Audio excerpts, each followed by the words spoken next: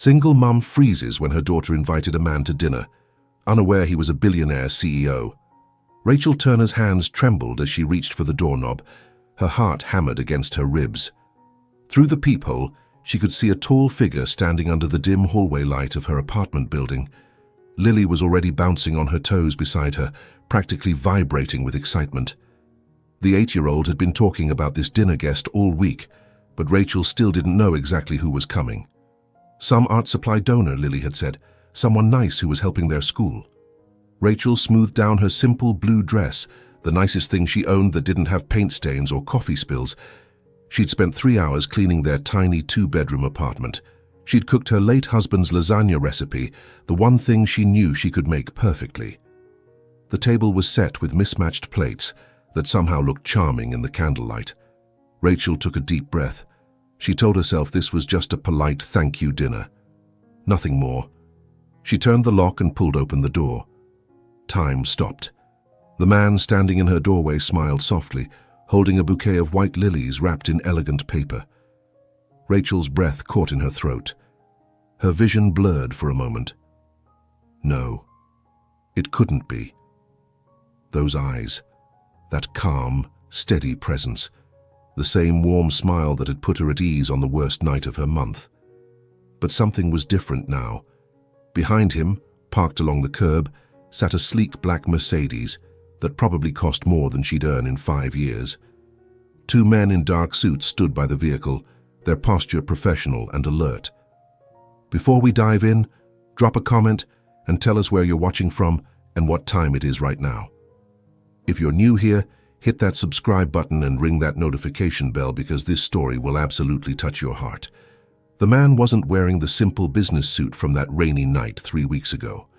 This time, his clothes spoke of quiet wealth, tailored perfectly, expensive fabric, a watch that caught the light and probably cost more than her entire apartment's furniture combined. Rachel's mouth opened, but no words came out. Her mind raced through 1,000 questions at once. Who is he? Why is he here? How does Lily know him? What have I let into our lives?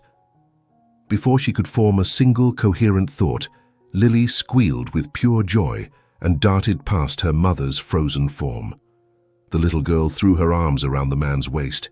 He laughed, a genuine, unguarded sound, and ruffled her dark curls with his free hand. The gesture was so natural, so comfortable, that Rachel's confusion doubled.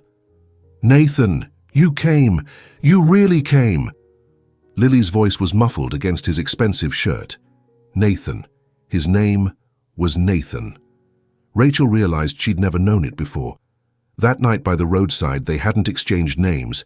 He'd helped her change her tire, refused payment, and disappeared into the rain like some kind of guardian angel she'd never see again. Except now he was here, in her doorway, hugging her daughter like they were old friends. "I promised, didn't I?" Nathan said, his voice as warm as Rachel remembered. He looked up and met her eyes over Lily's head. Recognition flickered in his gaze, followed by something softer.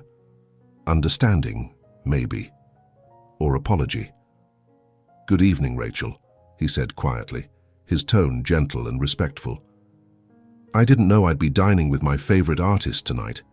He nodded toward Lily, who finally released him and grabbed his hand, tugging him inside. Rachel stepped back automatically, her body moving on autopilot while her brain struggled to catch up. Her favorite artist. He was talking about Lily, but how did he know her daughter? And why did he look at Rachel like he'd been hoping to see her again? "Mom, close the door, you're letting the cold air in." Lily's practical voice cut through the fog. Rachel blinked and shut the door, her hand still gripping the knob like it was the only solid thing in a world that had suddenly tilted sideways. Nathan extended the bouquet toward her. "These are for you," he said simply. "I hope you like lilies." Rachel took them with numb fingers. The flowers were beautiful, fresh, clearly expensive. White lilies. Her favorite, though she'd never told anyone that. Not since her wedding day when she'd carried a simple bouquet of them down the aisle of a courthouse. That felt like a lifetime ago. "Thank you," she managed, her voice barely above a whisper. "They're beautiful." Nathan smiled, and for a moment, she saw the same man from that rainy night. Not the wealth or the security detail or the car that cost more than her annual salary. Just a man with kind eyes who'd stopped to help a stranger. Lily was already dragging him toward their small living room. "Come on, I want to show you the new drawing I made. It's a castle with a dragon, but the dragon is actually nice and just wants friends." Rachel watched them go, still holding the lilies, still trying to process what was happening. Her tiny apartment suddenly felt even smaller with him in it. The worn couch, the scratched coffee table, the walls that needed repainting, everything screamed of her struggles, her sacrifices, her endless work just to keep their heads above water.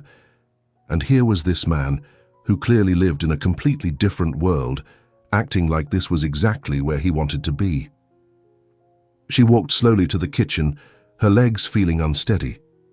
She found a vase, an old glass one she'd gotten at a thrift store, and filled it with water. Her hands were still shaking as she arranged the lilies. Through the doorway she could hear Lily chattering away, her voice bright with happiness.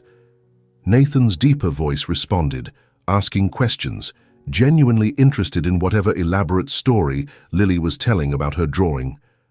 Rachel gripped the edge of the counter and closed her eyes. 3 weeks ago, her car had broken down on Route 7, about 2 miles from the diner where she worked the night shift. It was nearly 11 at night. The rain had been relentless, turning the road into a blur of headlights and wet asphalt. Rachel had been exhausted. She'd taught art to 25 energetic third graders that afternoon, then rushed home to make sure Lily ate dinner and finished her homework before Mrs. Chen from downstairs came to babysit. Then she'd driven to the diner for her 6-hour shift, serving coffee and comfort food to truckers and insomniacs. Her feet ached, her back ached, her whole body screamed for rest, and then 2 miles from home her 10-year-old sedan had made a horrible grinding sound and rolled to a stop on the shoulder. Rachel had sat there for a moment, hands on the steering wheel, fighting back tears. Not now, please, not now. She couldn't afford a tow truck. She definitely couldn't afford whatever was wrong with the car.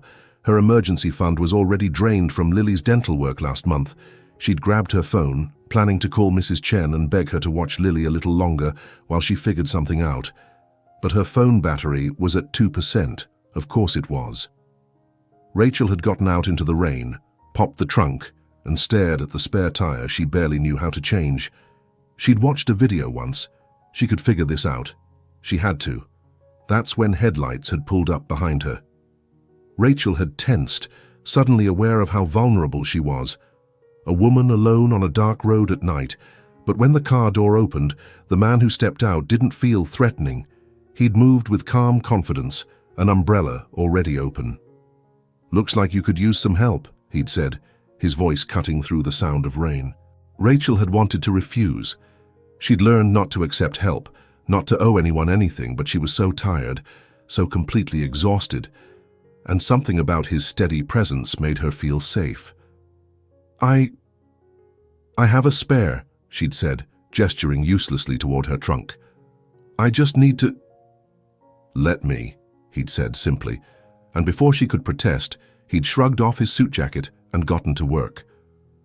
Rachel had stood there, uselessly holding his umbrella over him while he changed her tire in the rain. He'd worked efficiently, clearly knowing what he was doing. His white shirt had gotten soaked. His expensive-looking shoes were covered in mud. But he hadn't complained once. When he'd finished, he'd stood and wiped his hands on a handkerchief he'd pulled from his pocket. "That should get you home safely," he'd said. "But you'll want to get a new tire soon. This spare won't last long." Rachel had nodded, overwhelmed with gratitude and shame in equal measure. "Thank you so much. Please let me pay you something. I don't have much cash, but I can—" He'd held up a hand, stopping her. "No need for that," he'd said, his smile visible even in the dark. "Just promise me you'll pay it forward someday." Before Rachel could respond, he'd gotten back in his car and driven away. She'd stood there in the rain, watching his taillights disappear, wondering if she'd imagined the whole thing. Now standing in her kitchen 3 weeks later, Rachel opened her eyes. That man, that stranger who'd helped her without asking for anything in return, was sitting in her living room, listening to her daughter talk about dragons. Except he wasn't a stranger anymore. He had a name, Nathan, and somehow he'd found his way into Lily's life, into their life. Rachel picked up the vase of lilies and carried it to the living room. Nathan and Lily were sitting on the couch together, Lily's sketchbook spread across both their laps. Nathan looked up as Rachel entered, and his expression shifted. There was warmth there, and something else. Recognition, understanding, maybe even hope. "Dinner should be ready in about 10 minutes, Rachel said, her voice steadier now. "I hope you like lasagna." "I love lasagna," Nathan said. "And thank you for having me. I know this must be unexpected." Unexpected. That was the understatement of the year. Lily bounced up from the couch. "I'm going to wash my hands." "Nathan, you should wash yours too. Mum's really serious about washing hands before dinner." She skipped toward the bathroom, leaving Rachel and Nathan alone. The silence stretched between them. Rachel set the vase on the coffee table and straightened, crossing her arms over her chest. Not defensively, exactly. More like she was holding herself together. "You're the man from the road," she said quietly. It wasn't a question. Nathan stood, his tall frame making her small living room feel even smaller. "I am," he confirmed. "I didn't expect to see you again, let alone like this." "How do you know my daughter?" The question came out more sharply than Rachel intended, but she needed answers. She needed to understand how this man had entered Lily's world without her knowledge. Nathan's expression remained calm, patient. "I've been working with the school district," he explained, "funding art programs, updating supplies. When I visited Lily's school last week, her teacher showed me her work. She's incredibly talented, Rachel, really talented." Rachel's chest tightened. She knew Lily was talented. Art was the one thing Rachel had been able to give her daughter, the love of creating, of expressing herself through color and shape and imagination. "The teacher mentioned Lily had been asking if she could meet the donor," Nathan continued. "She wanted to say thank you in person. When I agreed, Lily insisted on inviting me to dinner. She said—" He paused, a soft smile crossing his face. "She said her mom makes the best lasagna in the whole world, and I'd be silly not to try it." Despite everything, despite the confusion and the shock and the feeling that her carefully controlled world was spinning out of her grasp, Rachel felt her lips twitch. That sounded exactly like something Lily would say. "I didn't know it was you," Nathan added, his voice dropping lower. "Not until I saw the name and address, and then I almost called to cancel. I didn't want to make you uncomfortable. But Lily was so excited and I—" He hesitated. "I'd been hoping I might see you again. I just didn't expect it to be like this." Rachel's heart did something complicated in her chest. Part of her wanted to be angry. Angry that he hadn't been honest that night on the road. Angry that he'd found his way into her daughter's life without her knowledge. But another part of her, a part she'd thought had died when her husband walked out 4 years ago, felt something she hadn't felt in a very long time. Hope. Lily came bounding back into the room, her hands still damp from washing. "Okay, I'm ready. Can we eat now? I'm starving." Rachel forced herself to smile. "Let's eat," she said. The three of them moved to the small dining table Rachel had set so carefully. Nathan pulled out Lily's chair first, then Rachel's before taking his own seat. The gesture was simple, old-fashioned, and it made Rachel's throat tight. No one had pulled out her chair in years. She served the lasagna, her hands steadier now. The smell filled the apartment, garlic, tomato, melted cheese, all the comfort she'd tried to pack into this meal. Nathan took his first bite, and his eyes closed briefly. "This is incredible," he said, and Rachel could tell he meant it. "Mom's the best cook ever," Lily announced proudly. "She makes everything taste like magic." "I can believe that," Nathan said, meeting Rachel's eyes across the table. They ate, and slowly the tension began to ease. Lily carried most of the conversation, as 8-year-olds do, bouncing between topics with the effortless energy of childhood. She told Nathan about her favorite subjects at school. Math, because Mrs. Rodriguez made it fun. Art, obviously, because it was art. Recess, because she and her best friend Maya had built an entire fairy village in the sandbox. Nathan listened to every word, like it was the most interesting thing he'd ever heard. He asked questions. He laughed at Lily's jokes. He complimented her drawing skills and asked about her creative process like she was a professional artist. Rachel watched him, trying to reconcile this man with the assumptions she'd made. He was wealthy. That much was obvious. The car outside, the security, the clothes, the way he carried himself, all of it screamed money. But he didn't act like the wealthy people she'd seen on TV or in magazines. He wasn't condescending. He wasn't checking his phone or looking bored. He was present, fully, completely present. "Mum, can I tell him about the art show?" Lily asked, bouncing in her seat. Rachel nodded, smiling. "Next month my school is having an art show," Lily explained to Nathan. "Everyone gets to display their best work, and parents come, and there's cookies and punch. It's a really big deal." "That sounds wonderful," Nathan said. "Are you displaying something?" "I'm going to do a painting of Mom," Lily said seriously, "because she's the most beautiful person in the world, and everyone should see that." Rachel's eyes stung. She blinked rapidly, willing herself not to cry. Nathan's gaze found hers across the table, and the gentleness in his expression nearly broke her composure. "Your mum is very beautiful," he said softly, still looking at Rachel. Inside and out. The room fell silent for a moment. Even Lily seemed to sense something significant in those words. Rachel stood abruptly, reaching for empty plates. "Who wants dessert?" she asked, her voice too bright. "I made chocolate chip cookies." Me. Lily's hand shot up. Rachel escaped to the kitchen, her heart racing. She leaned against the counter, taking deep breaths. This was too much, too confusing, too overwhelming. She heard footsteps behind her and turned to find Nathan standing in the doorway. "Can I help?" he asked. Rachel shook her head. "I've got it." Nathan didn't leave. Instead, he stepped further into her tiny kitchen, close enough that she could smell his cologne, something subtle and expensive. "Rachel," he said quietly, "I know this is strange. I know you must have 1,000 questions, and you have every right to be concerned about why I'm here." "Why are you here?" Rachel asked, meeting his eyes. "Really, why?"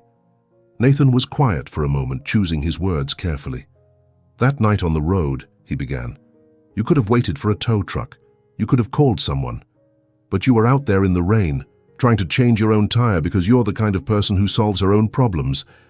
Rachel's jaw tightened. "I didn't have much choice." "Maybe not," Nathan agreed. "But even exhausted, even at the end of what was clearly a very long day, you were gracious. You offered to pay me. You thanked me like I'd done something remarkable when all I did was change a tire." He took a small step closer. "I've met a lot of people in my life, Rachel. Most of them want something from me. But you didn't even know who I was. You just saw someone who stopped to help, and you were grateful. Do you know how rare that is?" Rachel wrapped her arms around herself. "Who are you?" she asked again. "Really?" Nathan held her gaze. "My name is Nathan Cross," he said. "I run a tech company called Cross Tech Industries. We develop software and security systems. The company has done well. Very well." Rachel's stomach dropped. Cross Tech Industries. She'd heard that name. Everyone had heard that name. It was one of the biggest tech corporations in the state, maybe in the country. She'd seen their building downtown, a massive glass structure that touched the sky. And this man standing in her cramped kitchen, wearing a shirt that probably cost more than her monthly rent, was telling her he ran it. "You're—" She couldn't finish the sentence. "Wealthy." "Yes," Nathan said simply. "Does that change what I did that night, or why I'm here now?" "I don't know," Rachel said honestly. "I don't know what to think." "That's fair," Nathan said. "I'm not asking you to think anything. I'm just glad I got to see you again, and I'm grateful Lily invited me. Your daughter is remarkable, by the way. She gets that from you." Before Rachel could respond, Lily appeared in the doorway. "Are we having cookies or not?" she asked, hands on her hips in a perfect imitation of Rachel's own stance. Nathan laughed and stepped back, giving Rachel space. "Cookies sound perfect," he said. They returned to the table with a plate of cookies and fresh milk for Lily. Nathan accepted a cookie and bit into it, making exaggerated sounds of appreciation that made Lily giggle. The rest of dinner passed in a blur of conversation and laughter. Nathan offered to help clean up, and despite Rachel's protests, he rolled up his sleeves and helped wash dishes. His hands, she noticed, were strong but not soft. These weren't the hands of someone who'd never worked. There were small scars, old calluses. These were hands that knew how to do things, how to build things. When the kitchen was clean, Lily begged Nathan to see her room and her collection of art supplies. Rachel followed them down the narrow hallway, watching as Nathan admired every drawing taped to Lily's walls, every craft project lined up on her bookshelf. He asked about her techniques. He praised her use of color. He treated her work with genuine respect. By the time they returned to the living room, it was past Lily's bedtime. Rachel started to usher her daughter toward the bathroom to brush teeth, but Lily turned to Nathan with wide, hopeful eyes. "Will you come back?" she asked. "Please. You're really nice, and Mom smiled more tonight than she usually does." Rachel's cheeks flushed, but Nathan just grinned. "If your mom says it's okay," he said, glancing at Rachel. "I'd love to come back." All eyes turned to Rachel. She should say no. She should protect herself and Lily from whatever this was, from the complications and the questions and the impossible gap between their worlds. But looking at Lily's excited face and seeing the genuine warmth in Nathan's eyes, Rachel found herself nodding. "Okay," she said softly. "You can come back." After Lily was tucked into bed, Rachel walked Nathan to the door. He paused in the doorway, turning to face her. "Thank you for tonight," he said. "It's been a long time since I felt this normal, this welcome." "Thank you for the flowers," Rachel replied, "and for being so kind to Lily." Nathan smiled. "She's easy to be kind to. So are you." He reached into his pocket and pulled out a business card. "My personal number is on the back," he said, offering it to her. "If you ever need anything, and I mean anything, a ride, help with car repairs, someone to talk to, whatever you need, Rachel, please call." Rachel took the card, her fingers brushing his briefly. The contact sent a small spark up her arm. "I don't need charity," she said quietly, but without hostility. "I know you don't," Nathan said. "That's not what this is. This is just one person offering help to another person. No strings, no expectations."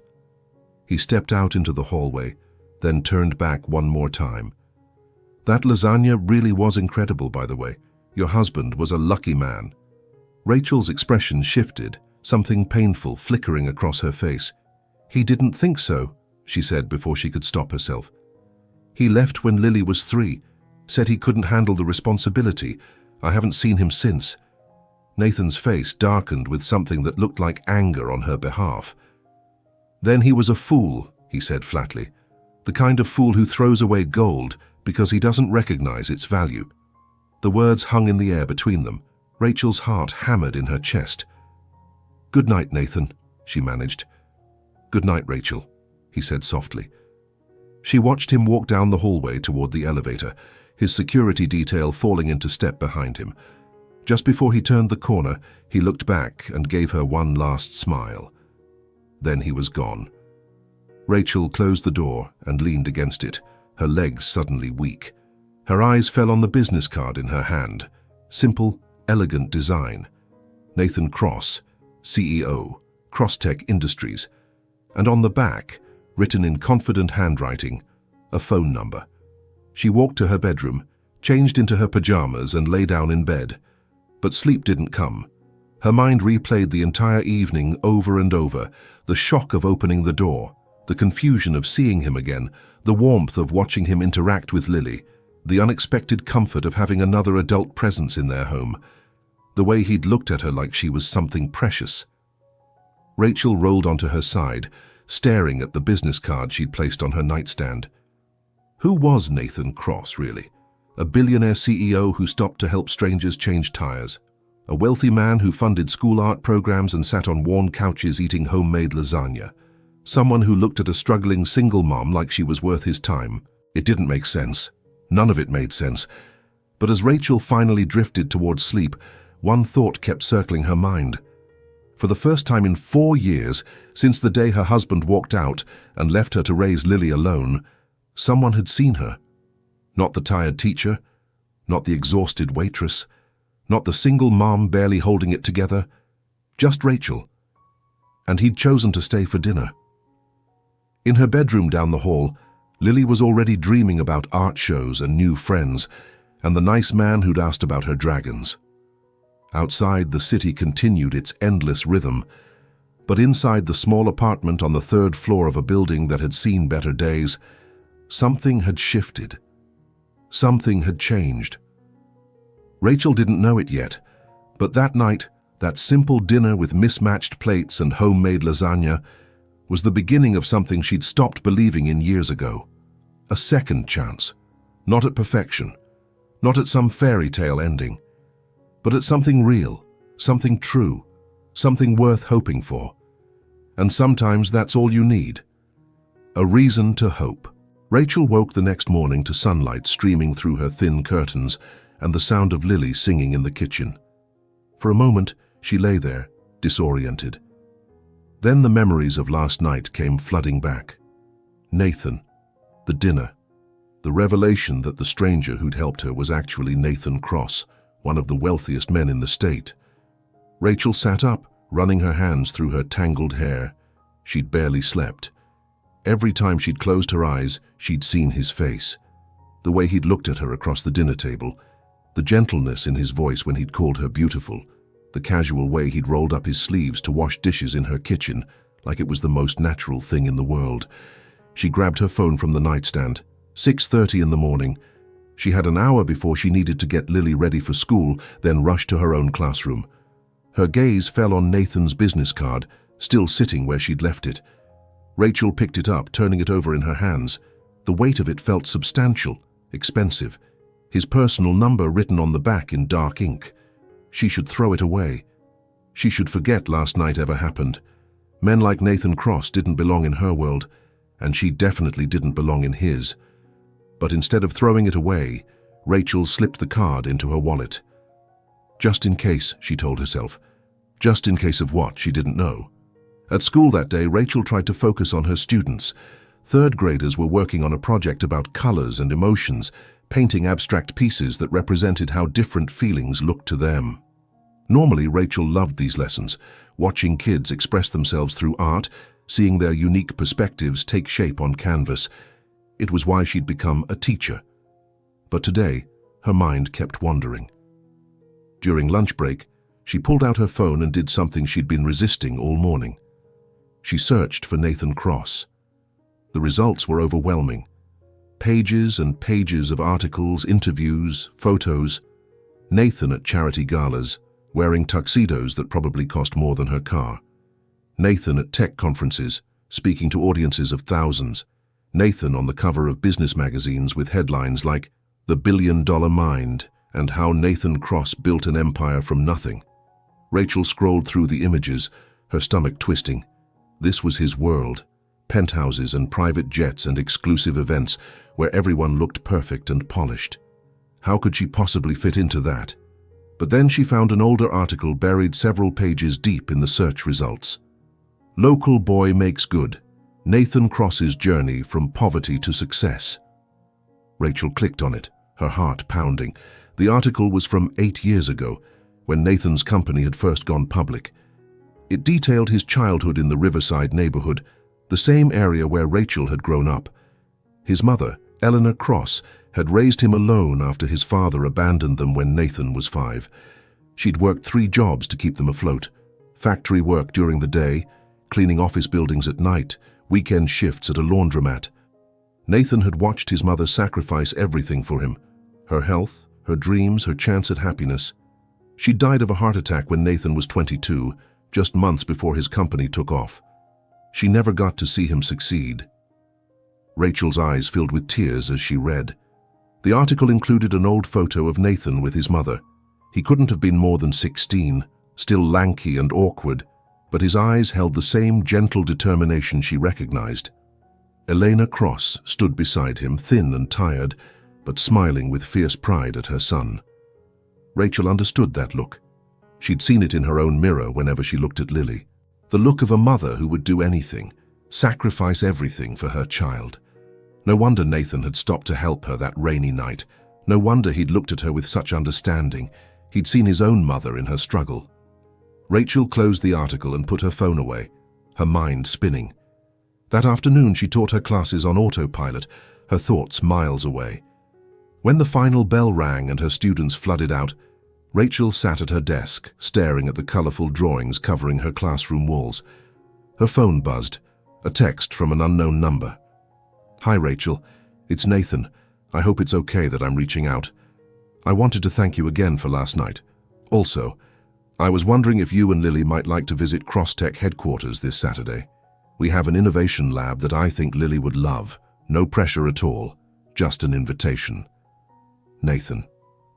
Rachel stared at the message for a long moment. Her first instinct was to decline, to keep her distance, to protect herself and Lily from getting too close to something that couldn't possibly last. But then she thought about Lily's face last night.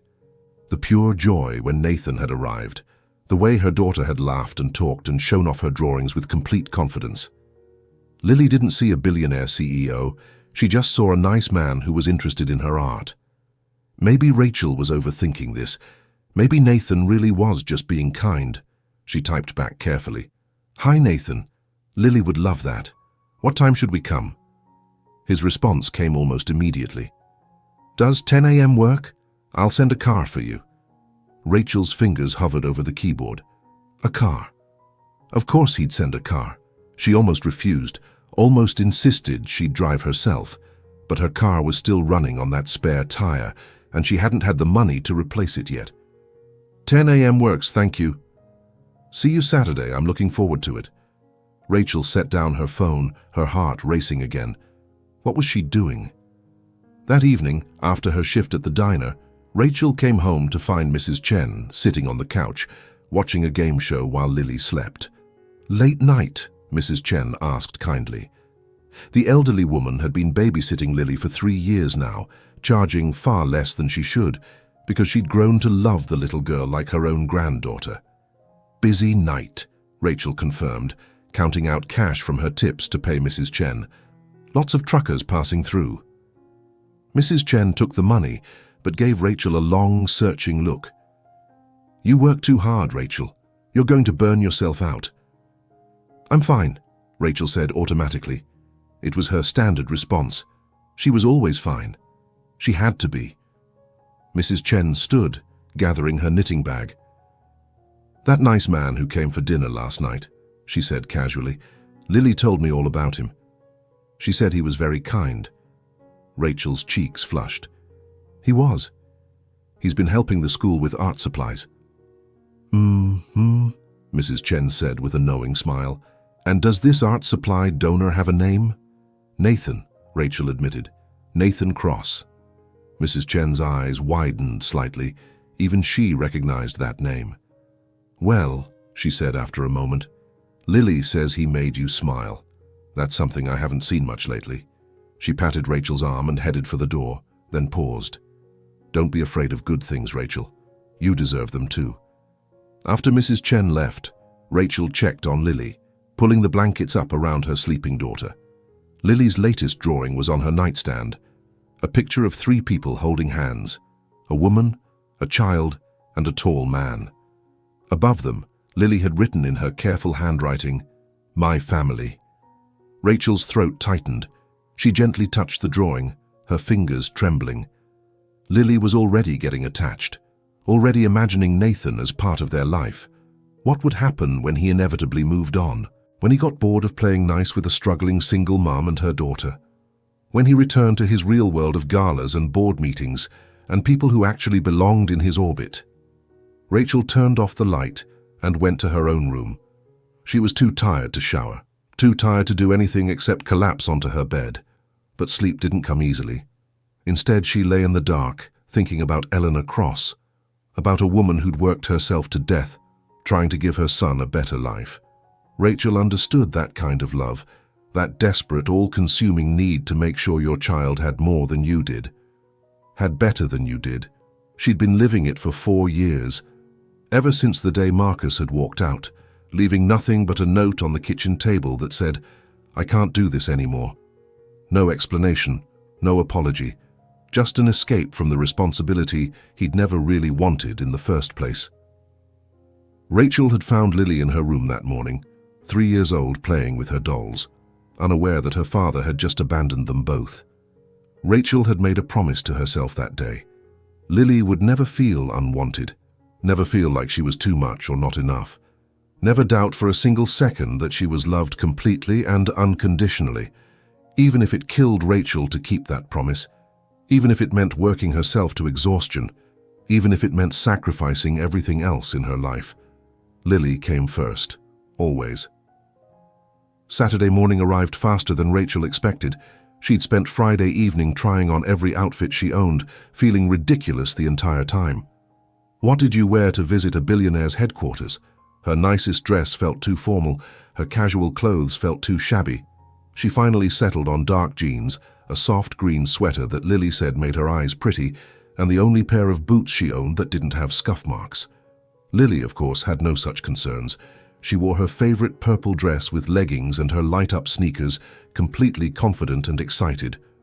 At exactly 10 o'clock, a sleek black car pulled up outside their building. Not the Mercedes from before, but something else equally expensive that Rachel didn't recognize. A driver in a professional suit got out and opened the back door with a smile. "Miss Turner, Mr. Cross sent me to collect you and Miss Lily." Lily bounced with excitement, but Rachel felt her anxiety spike. This was really happening. The drive to Crosstech headquarters took 20 minutes. Lily pressed her face to the window the whole time, narrating everything she saw. Rachel tried to enjoy her daughter's enthusiasm, but her stomach was in knots. When they pulled up to the building, Rachel's breath caught. She'd seen it from a distance before, but up close it was even more impressive. A massive structure of glass and steel, reaching into the sky like something from a science fiction movie. The driver opened their door, and Nathan was there, waiting at the entrance. He wore jeans and a simple button-down shirt, more casual than she'd ever seen him. It made him look younger, more approachable. "You came," he said, his smile genuine and warm. "Thank you." "Are you kidding? Lily's been talking about nothing else all week," Rachel said. Lily had already grabbed Nathan's hand, tugging him toward the building. "Can we see the robots? You said there might be robots." Nathan laughed, that easy, unguarded sound that made Rachel's heart do complicated things. "We definitely have robots. Come on, I'll show you." He looked back at Rachel, extending his other hand toward her. Rachel hesitated for only a moment before taking it. His hand was warm, strong, reassuring. Inside, the building was even more impressive. Soaring ceilings, modern art installations, walls of screens showing data and designs that Rachel couldn't begin to understand. Employees moved through the space with purpose, many of them stopping to greet Nathan with respect, but also with genuine warmth. He wasn't just their boss. They actually seemed to like him. Nathan led them to an elevator with a security panel. He pressed his thumb to it and the doors opened with a soft chime. "We're going to the innovation lab," he explained as they rose. "It's where our engineers test new prototypes. I thought Lily might enjoy seeing some of our robotics projects." The elevator doors opened onto a massive floor filled with workstations, 3D printers, robotic arms, and projects in various stages of completion. Lily's eyes went wide, taking in everything at once. "Whoa," she breathed. A woman in her 30s approached, wearing a lab coat and a friendly smile. "Nathan, you brought visitors." "Dr. Sarah Kim, meet Rachel and Lily Turner," Nathan introduced them. "Sarah runs our robotics division. Sarah, Lily is an incredible artist and I thought she might like to see what you've been working on." Sarah's face lit up. "An artist? Perfect timing. We've been programming our latest robot to draw. Want to see?" Lily nodded enthusiastically, and Sarah led her toward a workstation where a robotic arm was holding a stylus. Nathan and Rachel followed, watching as Sarah explained how the robot could be programmed to create different patterns and designs. "Can it draw a dragon?" Lily asked seriously. Sarah grinned. "Let's find out. Why don't you draw a dragon, and we'll see if we can teach the robot to copy it." Lily was immediately absorbed in the challenge, sketching out her dragon design with intense concentration. Nathan touched Rachel's elbow gently. "Want to see something else while she's occupied?" Rachel glanced at Lily, who was completely engrossed in explaining dragon anatomy to Dr. Kim. "Okay," she agreed. Nathan led her to a quieter corner of the lab, to a window that overlooked the city. From this height, you could see everything. The downtown skyline, the river cutting through the urban landscape, the neighborhood where Rachel had grown up visible in the distance. "When I was a kid," Nathan said quietly, staring out at the view, "my mom used to take me downtown on Sundays. We couldn't afford to buy anything, but she'd let me window shop. I'd press my face against the glass of stores we'd never enter, restaurants we'd never eat at. And she'd tell me, 'Someday, Nathan, someday you'll walk through those doors whenever you want.'" Rachel listened, hearing the emotion beneath his words. "She was right," Nathan continued. "I built all this. I can walk into any restaurant, any store, any building in this city, but you know what? None of it feels the way I thought it would." He turned to look at Rachel, his expression vulnerable in a way she hadn't seen before. Success is supposed to feel satisfying, complete, but mostly it just feels empty. Like I'm standing in this massive building I created, surrounded by hundreds of employees, worth more money than I could spend in 10 lifetimes, and I'm still just that kid pressing his face against the glass. Still outside, still alone. Rachel's heart ached at the loneliness in his voice. "Until that night on the road," Nathan said softly, "when I saw you trying to change that tire in the rain, exhausted and struggling, but refusing to give up. You reminded me of my mom, of what real strength looks like. Not the kind that builds companies or makes money, the kind that keeps showing up day after day for the people you love." He took a small step closer to her. "I've been looking for someone who understood that, someone who knew what it meant to fight for something real, and then I found you. Or maybe you found me." Rachel's eyes stung with unshed tears. "Nathan, I don't belong in this world, look at me. I work 2 jobs just to pay rent on a tiny apartment. I can't even afford to fix my car properly. We live in completely different universes." "Do we?" Nathan challenged gently. "I grew up in the same neighborhood you did, Rachel. I ate government-provided school lunches and wore second-hand clothes and watched my mother cry over bills she couldn't pay. Money doesn't change where you come from. It doesn't erase the memories or the lessons or the person you became because of that struggle." He reached out and gently brushed a strand of hair from her face. The gesture was so tender that Rachel's breath caught. "I'm not asking you to fit into my world," Nathan said. "I'm asking if maybe we could build one together. One where it doesn't matter what we have or don't have. One where what matters is showing up for each other. The way you show up for Lily every single day. The way my mother showed up for me." Rachel wanted to believe him. God, she wanted to believe him so badly. But fear held her back. Fear of being hurt again. Fear of letting Lily get too attached to someone who might leave. Fear of hoping for something that seemed too good to be true. "I'm scared," she admitted, her voice barely above a whisper. "I know," Nathan said. "I'm scared too. I've built this entire empire, made 1,000 high-stakes business decisions, negotiated deals worth billions of dollars. But asking you to give me a chance, that terrifies me more than anything I've ever done." Before Rachel could respond, Lily's excited voice rang out across the lab. "Mom, Nathan, come look! The robot drew my dragon!" They both turned to see Lily jumping up and down, pointing at a screen where a robotic recreation of her dragon sketch was displayed. The moment of vulnerability broke, but something had shifted between them. Something fragile but real. They spent the next 2 hours exploring the building. Nathan showed them the employee cafeteria, which looked more like a high-end restaurant. He introduced them to engineers, designers, and programmers who all greeted Lily with enthusiasm and showed her their projects. In the building's art gallery, where rotating exhibitions featured work from local artists, Nathan paused in front of a painting. It showed a woman and child silhouetted against a sunset, holding hands. The plaque beneath read, "Eleanor's Legacy, in memory of Eleanor Cross, whose strength built the foundation for everything that followed." "I commissioned this 5 years ago," Nathan said quietly. The artist used photos of my mum and me when I was little. I wanted something here to remind everyone, including myself, why this company exists, not for profit or prestige, but because one woman sacrificed everything to give her son a chance. Rachel studied the painting, seeing the love and loss captured in every brushstroke. "She'd be so proud of you," she said softly. "I hope so," Nathan replied.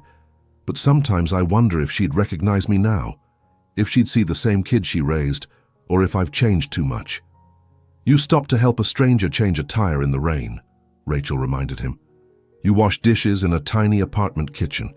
You sit on the floor with an 8-year-old and take her dragon drawing seriously. She'd recognize you, Nathan. Trust me." The gratitude in his eyes made Rachel's chest tight.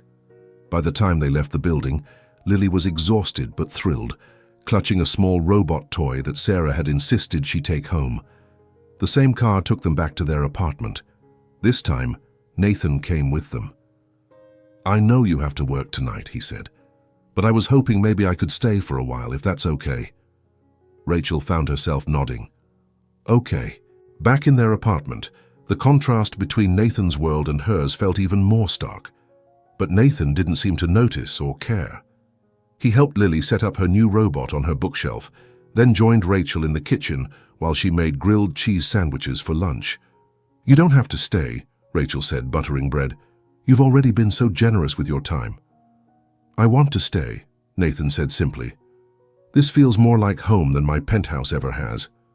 Rachel paused, turning to look at him. "Why? Why us, Nathan? You could have anyone. You could date models or executives or people who actually belong in your social circle." Nathan leaned against the counter, his expression serious. "You want to know the truth? After my mom died, I threw myself into work. Building the company became my entire identity. I dated occasionally, but everyone I met either wanted my money or wanted to change me into someone more suitable for their lifestyle. No one saw me.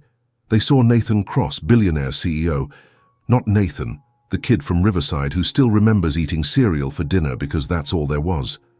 He moved closer to her. "Then I saw you on that road, fighting, surviving, taking care of everything yourself because that's what you do. You didn't know who I was, and you didn't care. You just saw someone who stopped to help, and you were grateful for the kindness, not the money behind it." Rachel's hands trembled slightly as she placed the sandwiches in the pan.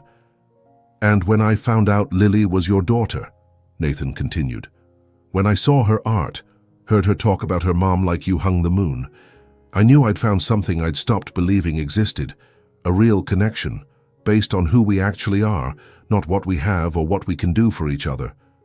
He gently took the spatula from Rachel's hand and set it down, then took both her hands in his. "I'm not asking you to trust me completely right now," he said. "I know I have to earn that, but I'm asking you to give me a chance to try, to show you that this isn't about charity or novelty or some fantasy. It's about two people who understand struggle and sacrifice, two people who know what it means to fight for what matters." Rachel looked up at him, her defenses crumbling. "What if you get tired of us?" she whispered. "What if the reality of our life is too much? Lily's school events and my night shifts and our tiny apartment with its leaky faucet and broken heater." "What if you're exactly what I've been looking for?" Nathan countered.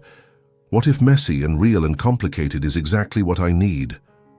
They stood there in her small kitchen, hands clasped, the world narrowed down to just the two of them. Lily's voice broke the moment. "Mom, the sandwiches are burning." They both jumped, and Rachel rushed to flip the sandwiches, which were indeed getting a bit too brown.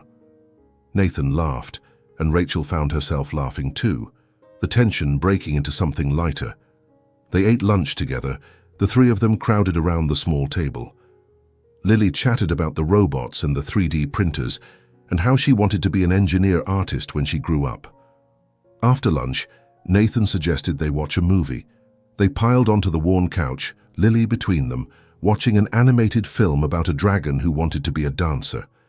Halfway through, Lily fell asleep, her head resting on Nathan's shoulder. Nathan looked down at her with such tenderness that Rachel's heart squeezed. "She's remarkable," he said softly, "like her mother." Rachel smiled, but there were tears in her eyes. "I'm so afraid of messing this up," she admitted. Of letting her get hurt, of letting myself get hurt. Nathan carefully shifted Lily so her head was resting on a pillow, then moved closer to Rachel. Want to know a secret? He asked. I'm terrified too. I've built $1 billion company, but I have no idea how to do this. How to be what you and Lily need. How to fit into your lives without disrupting everything. You're doing pretty well so far, Rachel said. Nathan's hand found hers on the couch cushion between them. Then maybe we figure it out together. No pressure, no expectations, just seeing where this goes. Rachel looked at their joined hands, then up at his face, at the hope and vulnerability and genuine affection she saw there. Okay, she whispered. We'll see where it goes. Nathan smiled, and it transformed his entire face, made him look younger, lighter, happier. They sat like that for a long time, hands clasped, while the movie played and Lily slept peacefully beside them. Outside the window, the city continued its endless rhythm. But inside this small apartment, something precious was taking root, something neither of them had expected to find. When it was time for Nathan to leave so Rachel could get ready for her night shift, he paused at the door. Can I see you again? He asked. Soon? Rachel nodded. I'd like that. Tomorrow? Nathan suggested hopefully. I could bring breakfast, if you're not too tired after your shift. Rachel laughed softly. I'm always tired after my shift. But yes, breakfast sounds nice. Nathan grinned and leaned in, pressing a gentle kiss to her forehead. The gesture was chaste, respectful, but it sent warmth flooding through Rachel's entire body. Sleep well tonight, Rachel Turner, he said. Dream good dreams. After he left, Rachel stood with her back against the closed door, her hand pressed to her forehead where his lips had been. Lily appeared from her room, rubbing her eyes. Is Nathan gone? He had to go, Rachel confirmed, but he's coming back tomorrow for breakfast. Lily's face lit up. Really? Can we make pancakes? We can make pancakes, Rachel agreed. That night at the diner, Rachel found herself smiling while she worked. When a customer complained about their order being wrong, she handled it with patience. When her feet ached from standing, she thought about Nathan's hand in hers and felt stronger. When she checked her phone during her break, there was a text waiting. Made it home. Thank you for today, for trusting me with your time and your daughter. Sleep well when you finally can. Nathan. Rachel typed back quickly. Thank you for making Lily's day. She'll remember this forever. His response came immediately. I'll remember it forever too. See you in the morning. Rachel put her phone away and went back to work. But something had changed. The exhaustion was still there. The struggle was still there.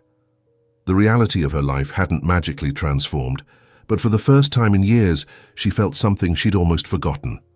Hope. Real, genuine hope that maybe things could be different, that maybe she deserved more than just survival, that maybe, just maybe, good things could happen to people like her. As Rachel's shift ended and she drove home in her car with its spare tire, she thought about Elena Cross, about a woman who'd worked herself to exhaustion for her son, about a mother's love that had built the foundation for everything that followed. Rachel understood that love. She lived it every day. And now, somehow, Eleanor's son had found his way into her life, carrying his mother's legacy of strength and sacrifice, recognizing in Rachel the same spirit that had shaped him. When Rachel finally crawled into bed at 2 in the morning, too tired to even change out of her work clothes, she fell asleep thinking about tomorrow, about pancakes and breakfast and Nathan's smile, about possibilities she'd stopped letting herself imagine, about second chances and new beginnings and the unexpected ways life could surprise you. Outside her window, the first hints of dawn were beginning to lighten the sky. A new day coming, full of unknowns and uncertainties, but also full of promise, and for now that was enough. Nathan showed up the next morning at 9 o'clock, his arms full of grocery bags. Rachel opened the door, still in her pajamas, because she'd only gotten 4 hours of sleep after her shift. Her hair was messy, her eyes tired, and she felt completely unprepared. But Nathan just smiled like she was the most beautiful thing he'd ever seen. I brought ingredients, he announced. I thought we could make pancakes together, if that's still okay. Lily appeared behind Rachel, already dressed and bouncing with energy despite the early hour. "Nathan, you came. Mom said you would, but I was worried you might forget." "I could never forget," Nathan said seriously, crouching down to Lily's level. "A promise is a promise." He looked up at Rachel. "Go rest for a bit. Lily and I can handle breakfast." Rachel wanted to protest, wanted to insist she was fine, that she could manage, but the exhaustion was bone deep, and Nathan's expression was so earnest. "Okay," she agreed softly, "just for a little while." She retreated to her room, intending to just lie down for a few minutes, but the moment her head hit the pillow, sleep pulled her under like a wave. When Rachel woke, sunlight was streaming through her window at a different angle. She grabbed her phone, her heart lurching. 11:30. She'd been asleep for over 2 hours. Rachel rushed out of her room, panic rising. What if Lily had been too much? What if Nathan had gotten frustrated and left? What if she'd just proven she couldn't handle any of this? But the scene that greeted her in the kitchen stopped her cold.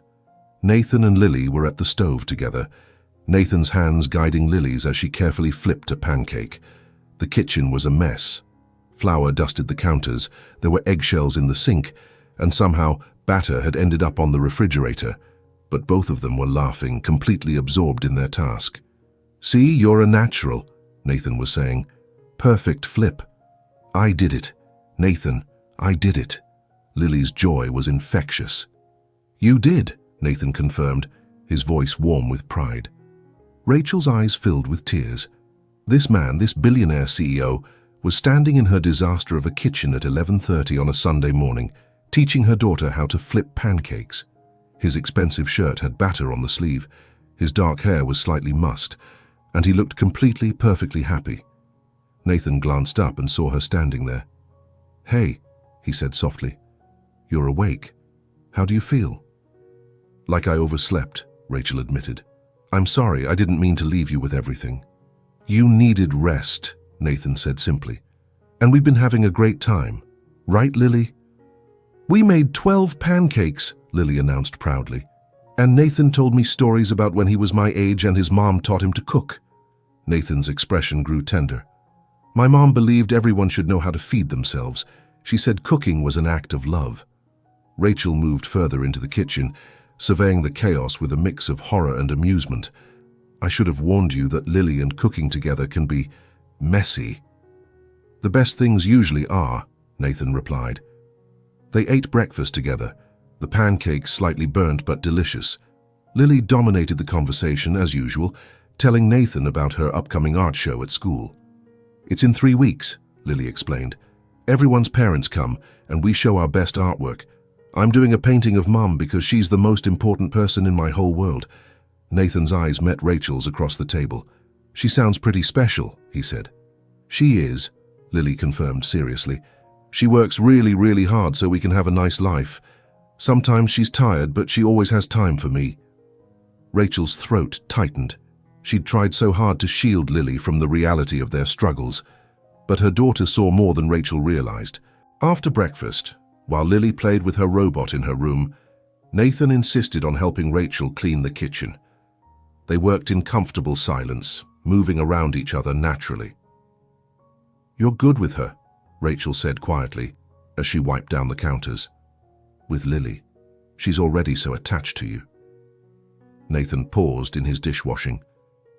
"Is that a problem?" "I don't know," Rachel admitted. "What happens when this ends? When you realize this life is too complicated or too ordinary for you, Lily's heart will break." Nathan turned off the water and dried his hands, then moved to face Rachel directly. "Rachel, look at me." She did, meeting his steady gaze. "I'm not going anywhere," Nathan said firmly. "I know you've been hurt. I know your ex walked away when things got hard. But I'm not him. I don't run from complicated. I don't run from real." "You say that now," Rachel whispered, "but you don't know what it's really like. The late nights when Lily's sick and I'm exhausted but still have to work the next day. The parent-teacher conferences and school projects and never having enough money for extras. The reality of our life." Nathan took her hands, his grip warm and certain. Then let me be part of that reality. Let me be there for the late nights and the conferences and the projects. Let me help carry some of the weight you've been carrying alone. I don't need to be rescued, Rachel said, her voice fierce despite the tears threatening to fall. I know, Nathan said gently. You've been rescuing yourself and Lily for years. You're the strongest person I know. But strength doesn't mean you have to do everything alone. It means knowing when to let someone stand beside you. Before Rachel could respond, her phone rang. She pulled it from her pocket, frowning at the unknown number. Hello? Ms. Turner, this is Jennifer Walsh from Channel 7 News. I'm calling because we've received information that you're in a relationship with Nathan Cross, the CEO of Crosstech Industries. We'd love to get a statement from you about... Rachel's blood ran cold. I don't have any statement, she managed, then hung up. Her hands were shaking. Nathan's expression had shifted to concern. What's wrong? That was a reporter, Rachel said, her voice unsteady. They know about us. Nathan's jaw tightened. He pulled out his own phone and made a quick call. Marcus, it's Nathan. I need you to handle something. The media has found out about Rachel. Yes, I know. No, we're not issuing any statements yet. Just keep them away from her apartment and Lily's school. I don't care what it costs. He hung up and turned back to Rachel, who was standing frozen in the middle of her kitchen. I should have anticipated this, Nathan said, frustration evident in his voice. I'm sorry, Rachel. My life comes with attention. I wish it didn't. Attention? Rachel's voice was rising with panic. Nathan, I'm a nobody. I teach art to kids and wait tables. What are they going to say about me, about us? Nothing that matters, Nathan said firmly. Before Rachel could respond, her phone buzzed again, then continuously.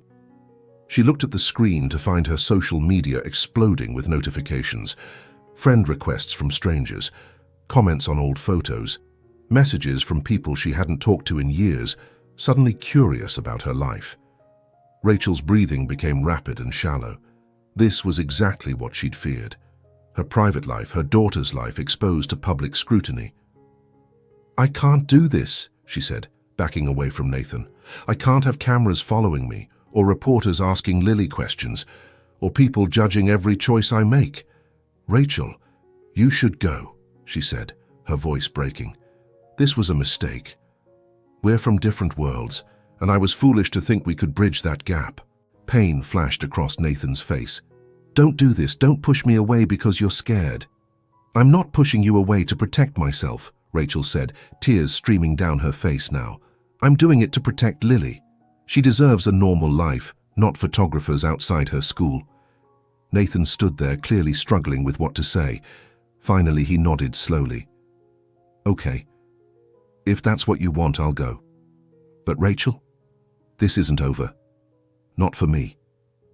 He walked to Lily's door and knocked softly. Hey, Lily. I have to go now, but I'll see you soon, okay? Okay, Lily's voice called back.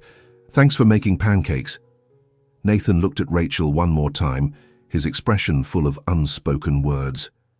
Then he left. The door clicked shut behind him, and Rachel sank to the floor, her back against the kitchen cabinets, and sobbed. The next 3 days were a nightmare. A photo of Nathan leaving Rachel's apartment building appeared online, sparking dozens of articles. Billionaire CEO's secret romance with single mom teacher. Nathan Cross slumming it with working-class girlfriend. From boardroom to budget living, inside Nathan Cross's surprising new relationship. Each headline felt like a knife. Rachel stopped checking her phone. She called in sick to the school, unable to face the stares and questions. Mrs. Chen watched Lily during the day, bless her, and Rachel hid in her apartment like a wounded animal. Lily kept asking when Nathan was coming back. Each time, Rachel had to fight back tears and make excuses. On the 4th day, there was a knock at her door. Rachel considered ignoring it, but the knock came again, patient but persistent. She looked through the peephole and saw Mrs. Chen. Rachel opened the door. You look terrible, Mrs. Chen said bluntly, pushing past her into the apartment. I brought soup. I'm not hungry.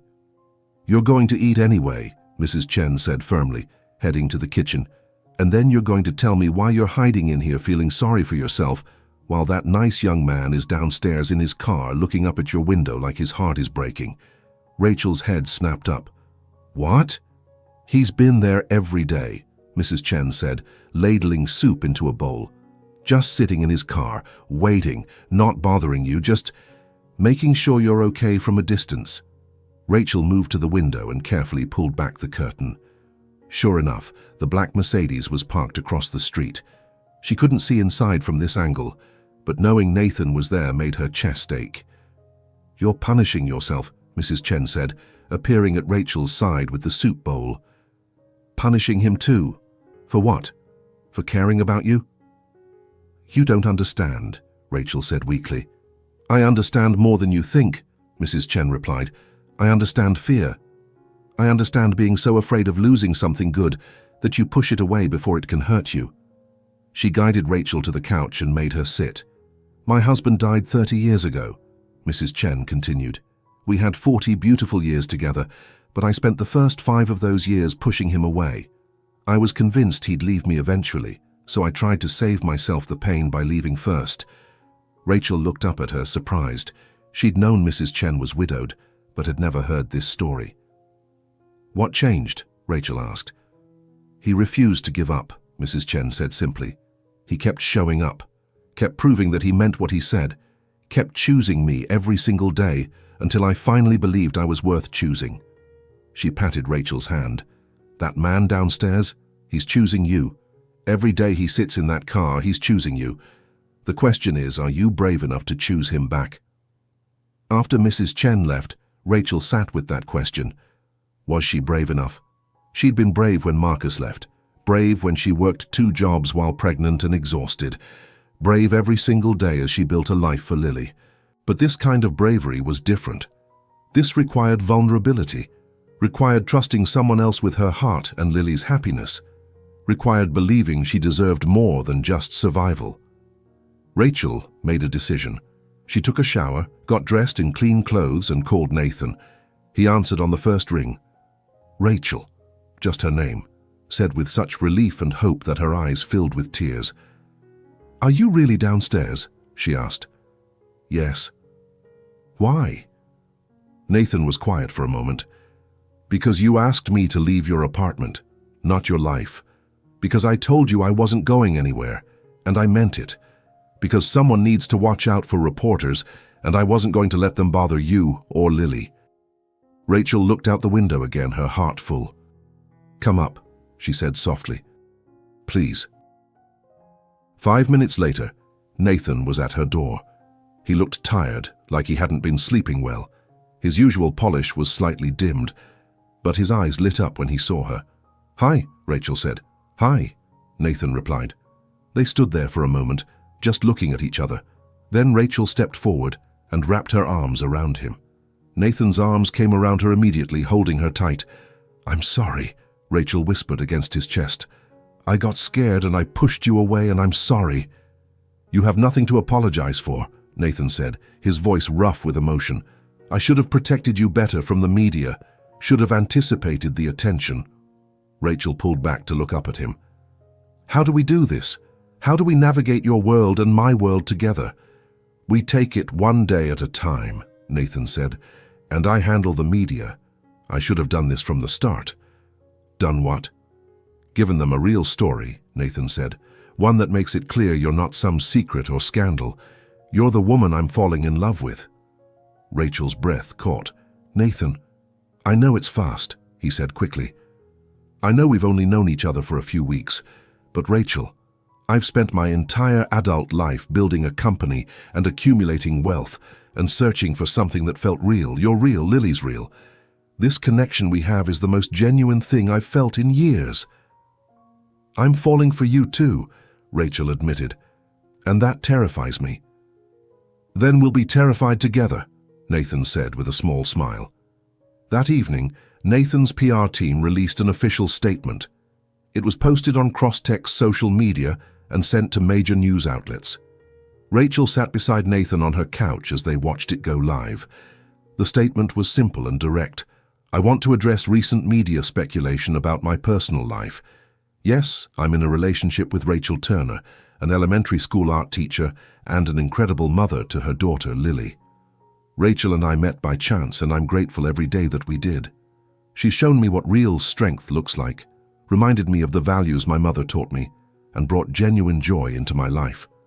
I ask that the media respect her privacy and the privacy of her family.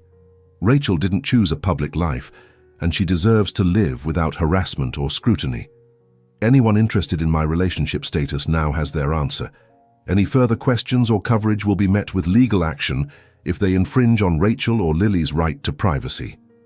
Below the statement was a photo, not a glamorous professional shot, but a candid picture from last Saturday.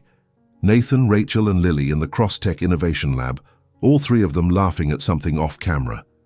Rachel hadn't even known anyone was taking photos, but the image captured something beautiful. A moment of pure, unguarded happiness, the three of them looking like a family. "Is this okay?" Nathan asked, watching Rachel's face carefully. "I know it's public, but I wanted people to see us as we really are." Rachel stared at the photo, her heart full. "It's perfect," she whispered. The response was overwhelming. Within an hour, the statement had thousands of comments. Most were supportive. "This is beautiful. Finally, a real love story. Respect to Nathan Cross for standing up for his relationship. That little girl's smile says everything." There were negative comments too, of course.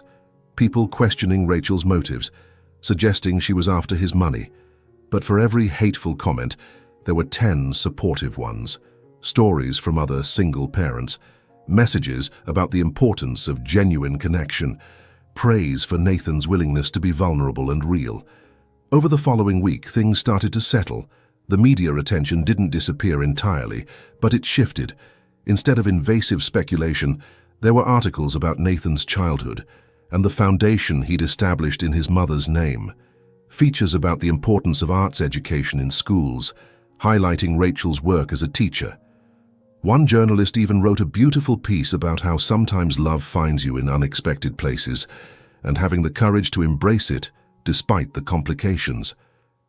Nathan returned to visiting regularly. He came for dinner multiple times a week, always bringing groceries and insisting on cooking. He showed up at Rachel's school one afternoon with art supplies for her entire classroom, donated anonymously until Rachel confronted him about it. He attended Lily's soccer practice and cheered louder than any other parent there. He fixed Rachel's leaky faucet and researched how to repair her broken heater on a Sunday afternoon. Slowly, Rachel's walls continued to crumble. She let Nathan drive her home after her late shifts, too tired to protest. She called him when Lily got sick with the flu, and he showed up with medicine, soup, and children's movies. She introduced him to her colleagues at the school, who eyed him with curiosity, but soon warmed to his genuine interest in their work. 1 month after that first dinner, Lily's art show arrived. Rachel had been working on her painting for weeks, keeping it covered and secret. The school gymnasium was transformed into a gallery, student artwork displayed on tables and walls. Parents milled around with cups of punch, admiring their children's creations. Rachel stood nervously beside Lily's table, where her painting sat under a cloth. Nathan arrived, dressed casually, bringing flowers for Lily and a proud smile. "Ready for the big reveal?" he asked Lily. "I'm nervous," Lily admitted. "What if people don't like it?" "Impossible," Nathan said seriously. "You're an incredible artist, and this painting is going to be amazing." When it was time for Lily's presentation, she stood on a small step stool so she could be seen over the table. Rachel, Nathan, and a small crowd of parents gathered around. Lily took a deep breath and pulled the cloth away. The painting took Rachel's breath away. It showed a woman sitting at a kitchen table late at night, her head resting on her hand, looking exhausted. But through the window behind her, dawn was breaking, golden light streaming in. And in the doorway, rendered in soft, hopeful colors, stood a small girl holding flowers. It was beautiful, heartbreaking, and full of love. "This is my mom," Lily said in her clear, confident voice. "She works really hard to take care of me. Sometimes she's tired, but she never stops trying. She's my hero." Lily pointed to different parts of the painting as she spoke. "This is our kitchen. Mom sits here sometimes after work and she thinks I'm asleep, but I see her. She looks sad sometimes, but I want her to know that even when things are hard, there's always sunrise coming. That's why I painted the light. And that's me in the doorway bringing her flowers because she deserves beautiful things." Rachel's vision blurred with tears. Several other parents were visibly moved, dabbing at their eyes. Nathan's hand found Rachel's, squeezing gently. "The title is My Hero Mom," Lily finished, "because that's what she is." The crowd applauded, and Lily beamed. After the presentation, while Lily ran off to see her friend Maya's sculpture, Nathan pulled Rachel aside. "That painting," he said, his voice thick with emotion. "Rachel, she sees everything. How hard you work, how much you sacrifice. I never wanted her to see that," Rachel said, wiping her eyes. "I wanted to protect her from it." "You did protect her," Nathan said firmly. "You protected her by showing her what real love looks like, what it means to keep showing up, keep fighting, keep choosing the people you love even when it's hard. That's the greatest gift you could give her." He took both her hands in his. "And you've given me that gift too. You've shown me what matters, what's real, what's worth building a life around." Rachel looked up at him, her heart pounding. "Nathan, what are you saying?" "I'm saying I love you," Nathan said simply. "I love you and Lily. I love your strength and your kindness, and the way you make our tiny kitchen feel more like home than my penthouse ever has. I love how fiercely you protect your daughter and how hard you work and how you never give up even when you're exhausted." He took a deep breath. "I'm not asking you to marry me, not yet. We're still figuring this out and I want to do this right. But I'm asking if you'll let me be part of your life. Really part of it. Not just dinners and visits, but the real messy, complicated everyday parts." Rachel felt tears streaming down her face again, but these were different tears. Happy tears, hopeful tears. "Yes," she whispered. "Yes, I want that. I want you." Nathan smiled, and it was like the sun breaking through clouds. He pulled her close and kissed her, gentle and sweet and full of promise. Around them, parents and teachers and students continued their celebration. But in that moment, Rachel felt like they were the only two people in the world. When they finally pulled apart, Lily was standing nearby, grinning. "Does this mean Nathan is my boyfriend now too?" she asked innocently. Rachel and Nathan both laughed. "I think it means Nathan is our family," Rachel said softly. "If that's okay with you." Lily's answer was to launch herself at Nathan, who caught her easily and lifted her into his arms. "Does this mean you'll come to my soccer games and help with my art projects and read me bedtime stories?" Lily asked. "Every single one," Nathan promised, "if your mum will let me." "She'll let you," Lily said confidently. "She smiles way more when you're around. She thinks I don't notice, but I do." Nathan met Rachel's eyes over Lily's head, and the love she saw there made her chest tight with emotion. 3 months later, things had found a new rhythm. Rachel still taught during the day and worked at the diner 3 nights a week. She'd refused to quit either job despite Nathan's offers to help financially, but she had accepted his help in other ways. He'd quietly paid off her car repairs and maintenance.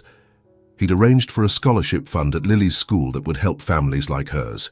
He'd hired Mrs. Chen officially as Lily's evening caregiver, paying her a proper salary for the work she'd been doing out of love. He'd set up a college fund for Lily that would ensure she never had to struggle the way Rachel had. Most importantly, he showed up. Every soccer practice, every parent-teacher conference, every random Tuesday evening when Rachel was tired and needed someone to lean on. He taught Lily how to code and took her to science museums. He helped Rachel plan lessons and brought coffee to her classroom between shifts. He fixed things in the apartment that had been broken for years. He made them laugh and listened when they needed to talk, and became woven into the fabric of their daily lives. Rachel's co-workers had stopped seeing him as the billionaire and started seeing him as Nathan, who always brings extra coffee for everyone. Lily's friends knew him as the nice man who teaches us about robots. Mrs. Chen called him a good boy with a kind heart, just like his mother. On a Saturday evening in early December, 6 months after that first dinner, Nathan took Rachel and Lily to the Crosstech building after hours. "I want to show you something," he said mysteriously. He led them to the top floor, to a wing of the building Rachel had never seen before. When the elevator doors opened, Rachel gasped. The entire floor had been transformed into an art studio and gallery space.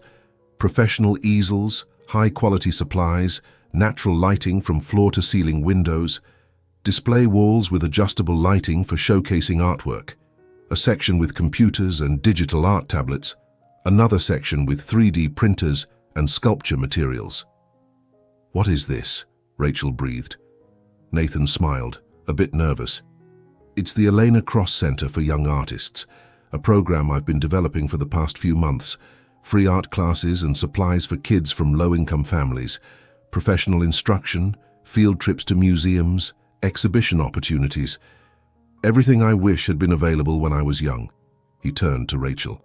"I want you to run it, to be the director, to use your teaching experience and your passion to build something that changes kids' lives the way art changed yours." Rachel's eyes went wide. "Nathan, I'm not qualified to run something like this." "You're more qualified than anyone," Nathan said firmly. "You've been teaching with limited resources, making magic happen with second-hand supplies and incredible dedication. Imagine what you could do with proper funding and support. You could still teach at the school if you want, or this could be your full-time focus. The choice is yours." Lily was already exploring the space, her eyes huge. "Mom, this is amazing. You have to do it. Think of all the kids you could help." Rachel walked slowly through the studio, touching the supplies, imagining the possibilities. Children from neighborhoods like hers, getting opportunities they'd never have otherwise. Kids like Lily, whose talent might go undiscovered without access to proper materials and instruction. A legacy that honored Elena Cross and everything she'd sacrificed for her son. "Why?" Rachel asked, turning back to Nathan. "Why do all this?" Nathan moved closer to her. "Because my mother worked herself to death trying to give me opportunities. Because you're doing the same thing and I want to make it easier. Because Lily opened my eyes to how many talented kids are out there, struggling in underfunded schools with teachers who care but don't have resources." He took her hands. "Because I love you and I want to build something meaningful with you, not just a relationship but a partnership, something that makes a real difference." Rachel felt tears spilling down her cheeks for what felt like the 100th time since meeting Nathan. "Yes," she whispered. "Yes, I'll do it." Nathan's face lit up with pure joy. He pulled her close, kissing her deeply, while Lily pretended to be too absorbed in examining art supplies to notice. That evening, they ordered takeout and ate dinner sitting on the floor of the new studio, surrounded by possibility. Lily drew pictures of what she thought the space would look like filled with kids. Nathan and Rachel made plans and dreamed together. As night fell and the city lights began to twinkle outside the windows, Lily fell asleep on a cushion, worn out from excitement. Nathan and Rachel sat together, his arm around her shoulders, watching the woman she'd become. "Thank you," Rachel said softly. "For what?" "For seeing me, really seeing me. Not the struggle or the exhaustion or the single mom barely holding it together. Just me, Rachel, the person underneath all of that." Nathan pressed a kiss to her temple. "You've always been remarkable, Rachel. You just needed someone to remind you." Rachel rested her head on his shoulder. "Your mother would be so proud of you, of everything you've built, everything you're creating." "I hope so," Nathan said quietly. "But I think she'd be most proud that I found you. That I found real love, real family. That's what she always wanted for me. Not success or money, just happiness, connection, home." "You have that now," Rachel said. "We both do." They sat in comfortable silence for a while, just existing together. Finally, Nathan spoke again. "I know it's still relatively early in our relationship, and I don't want to rush you, but I've been thinking about the future, about us." Rachel's heart rate picked up. "What about us?" Nathan shifted so he could look at her directly. "My penthouse is enormous and empty. Your apartment is cramped but full of love. What if we found something in between? A place that's ours, yours, mine, and Lily's. A real home." Rachel's breath caught. "Are you asking us to move in with you?" "I'm asking if you'd consider building a home together. Nathan clarified. "Not my place or your place, our place, where Lily can have a big room for all her art supplies, and you can have space to relax after work, and we can cook dinner together and argue about whose turn it is to do dishes and just be a family." Rachel looked at Lily, sleeping peacefully nearby, then back at Nathan, at the hope and love in his eyes. 6 months ago, she'd been alone, exhausted, convinced that good things didn't happen to people like her. Now she was sitting in an art studio built in honor of Nathan's mother, being offered not just love but partnership, not just security, but genuine family. "Yes," she said, smiling through fresh tears. "Yes, let's build a home together." Nathan kissed her again, slow and sweet and full of promise. 6 months later, almost exactly 1 year after that first dinner, they hosted a celebration at the Elena Cross Center for Young Artists. The program had officially launched, serving 50 kids in its first semester. Rachel had quit her diner job and split her time between teaching at the elementary school and running the center. They'd found a house in a good neighborhood, not too far from Rachel's school or Lily's. It had a big backyard where Lily could play, a kitchen large enough for all 3 of them to cook together, and a cozy living room where they spent evenings as a family. Nathan still ran Crosstech, but he'd restructured his schedule to be home for dinner most nights. He'd discovered he could handle board meetings via video conference, and that his executives were perfectly capable of managing day-to-day operations without constant oversight. Lily had flourished in the past year. Her artwork had been featured in a local gallery. She'd made the honor roll at school. She called Nathan Nathan Dad now, a title he wore with immense pride. At the celebration, surrounded by students, parents, teachers, and community members, Nathan gave a speech. "1 year ago, I met 2 people who changed my life," he began, his gaze finding Rachel and Lily in the crowd. "A remarkable woman who reminded me what real strength looks like, and her incredible daughter who reminded me what matters most. They taught me that success isn't measured in dollars or market share.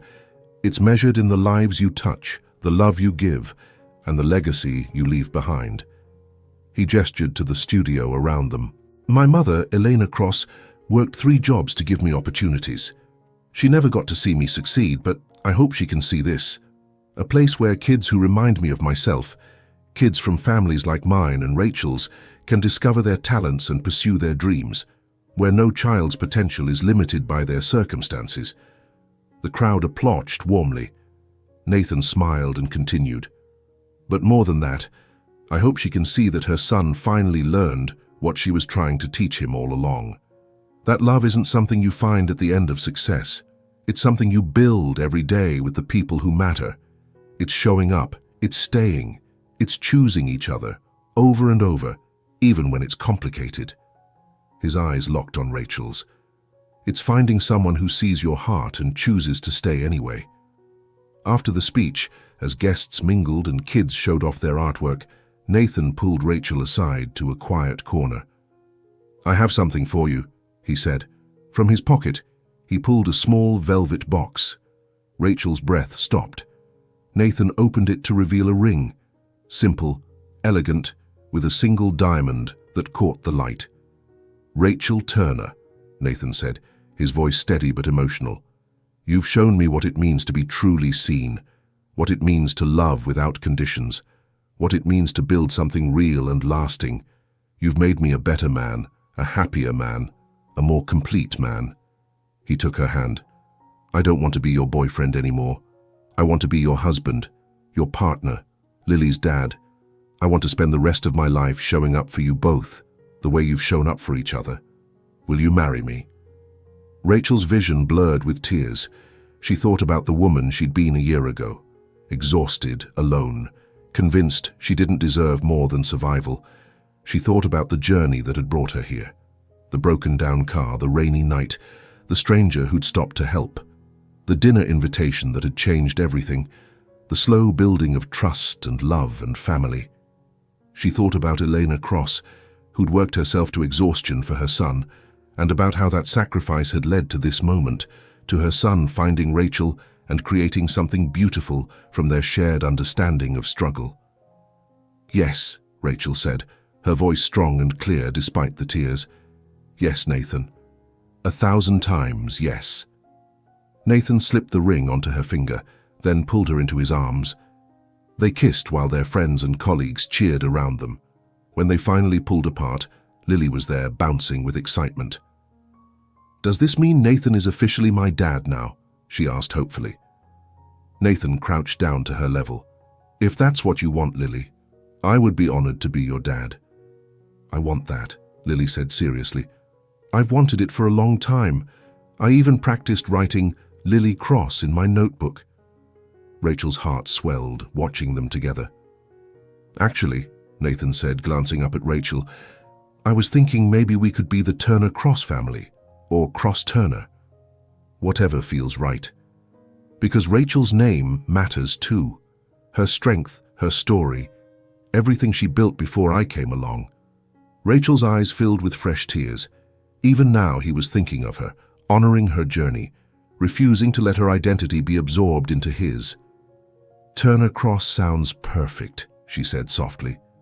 The celebration continued around them, but the three of them stayed in their little bubble for a moment longer. A family, chosen and built and fought for. Not perfect, but real. Not easy, but worth it. As the evening wound down and guests began to leave, Rachel stood at the window looking out at the city lights. Nathan came up behind her, wrapping his arms around her waist. "What are you thinking?" he asked. "I'm thinking about that night on the road," Rachel said. "When you stopped to help me. I was so tired, so defeated. I thought that was just my life now. Endless struggle with no relief in sight." She turned in his arms to face him. "If someone had told me then that a year later I'd be engaged to the man who changed my tire, running an art center, living in a beautiful home with my daughter, thriving and happy, I wouldn't have believed it." "Do you believe it now?" Nathan asked softly. Rachel looked around the studio, at the artwork on the walls created by kids who reminded her of herself, at Lily, showing her ring to anyone who would look, at Nathan, the man who'd seen past her exhaustion to the person underneath. "I believe in us," she said. "I believe in what we're building together. I believe that sometimes the best things come when you least expect them, when you're too tired to pretend to be anything other than exactly who you are." Nathan smiled and kissed her forehead. "My mom used to say that the universe sends you what you need exactly when you're ready to receive it. I didn't understand that until I met you. She sounds like she was an incredible woman." "She was," Nathan agreed. "And she would have loved you, would have recognized in you the same strength she had, the same determination to give everything for the people you love." Rachel rested her head against his chest, listening to his heartbeat. "I hope we're making her proud." "I know we are," Nathan said with certainty. 3 months later, they got married in a small, intimate ceremony. Not the big society wedding Nathan's status might have suggested, just close friends, family, and the kids from the art center who created all the decorations. Lily was the flower girl, wearing a purple dress she'd helped design herself. Mrs. Chen cried through the entire ceremony. Rachel wore a simple white dress that made her feel beautiful without trying to be someone she wasn't. Nathan's vows made everyone cry.